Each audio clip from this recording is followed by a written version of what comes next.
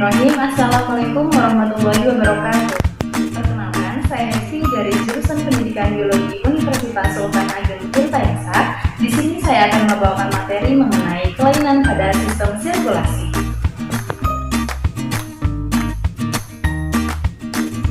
Halo adik-adik, apa kabar? Semoga dalam keadaan sehat dan selalu semangat.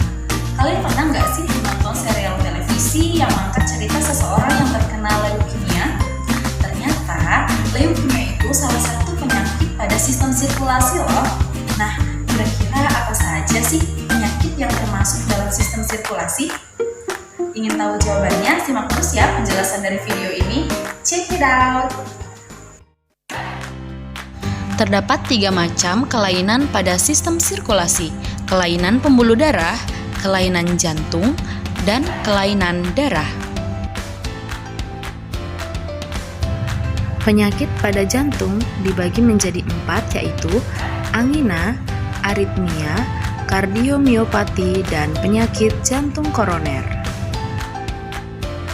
Angina pectoris merupakan nyeri dada akibat penyakit jantung koroner terjadi saat otot jantung tidak mendapatkan suplai darah yang cukup karena pembuluh darah arteri pada jantung menyempit atau tersumbat. 2. Aritmia. Aritmia adalah gangguan yang terjadi pada irama jantung. Penderita aritmia bisa merasakan irama jantungnya terlalu cepat, terlalu lambat, atau tidak teratur. Selanjutnya, kardiomiopati merupakan penyakit akibat kelainan pada otot jantung yang akan menyebabkan berkurangnya kemampuan jantung untuk memompa darah.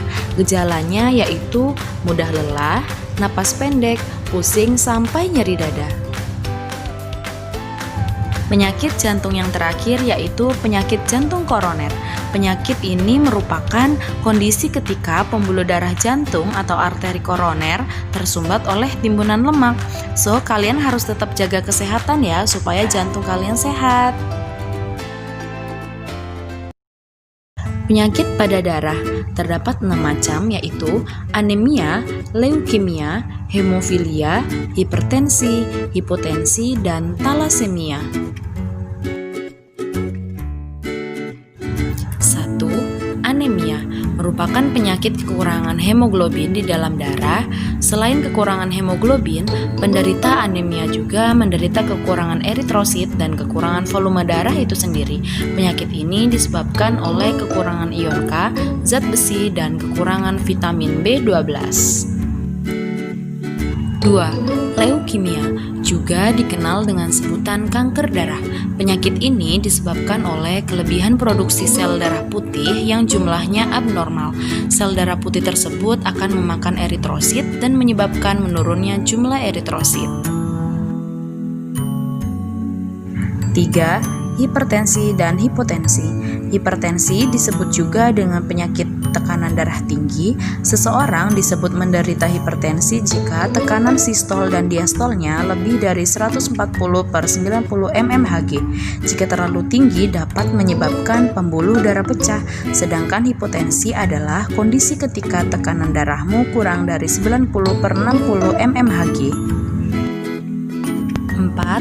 Hemofilia. Hemofilia adalah kelainan pada darah yang disebabkan karena faktor genetika. Hemofilia menyebabkan darah sulit membeku. 5. Talasemia. Talasemia adalah kelainan darah yang diturunkan dari orang tua. Kelainan ini membuat penderitanya mengalami anemia karena kurangnya protein pembawa oksigen atau hemoglobin dan jumlah sel darah merah dalam tubuh yang kurang dari normal. Penyakit pada pembuluh darah terdapat 4 macam, yaitu varises, trombus, emboli, ateroskleros, dan arteriosklerosis. 1. Varises. Varises adalah pembengkakan atau pelebaran pembuluh darah vena yang disebabkan oleh adanya penumpukan darah di dalam pembuluh. Varises ditandai dengan pembuluh vena yang berwarna ungu atau biru gelap dan tampak bengkak atau menonjol. Yang kedua, trombus. Trombus adalah gumpalan bekuan darah yang kemudian menyumbat pembuluh darah di tempat terjadinya kerusakan. Sehingga akibat adanya trombus ini, aliran darah menjadi tidak lancar atau tersumbat. 3. Emboli.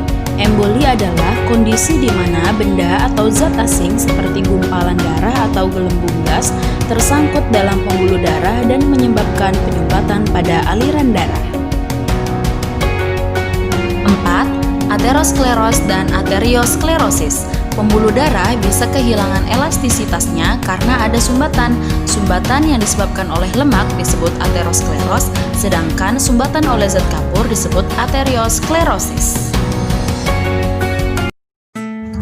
Teknologi modern untuk mengatasi kelainan sistem sirkulasi, elektrodiograf, angioplasti, operasi bypass jantung, transplantasi jantung, dan terapi gen. Bagaimana setelah mendengarkan penjelasan tadi? Ternyata banyak juga ya kelainan darah pada sistem sirkulasi. Jangan lupa untuk tetap menjaga kesehatan dan olahraga yang teratur ya. Oh iya, kalau adik-adik belum paham, kalian bisa belajar lebih lanjut lagi ya. Tetap semangat! Kita juga harus pandai bersyukur karena sudah diberi oleh Allah badan yang sehat dan jiwa yang bahagia.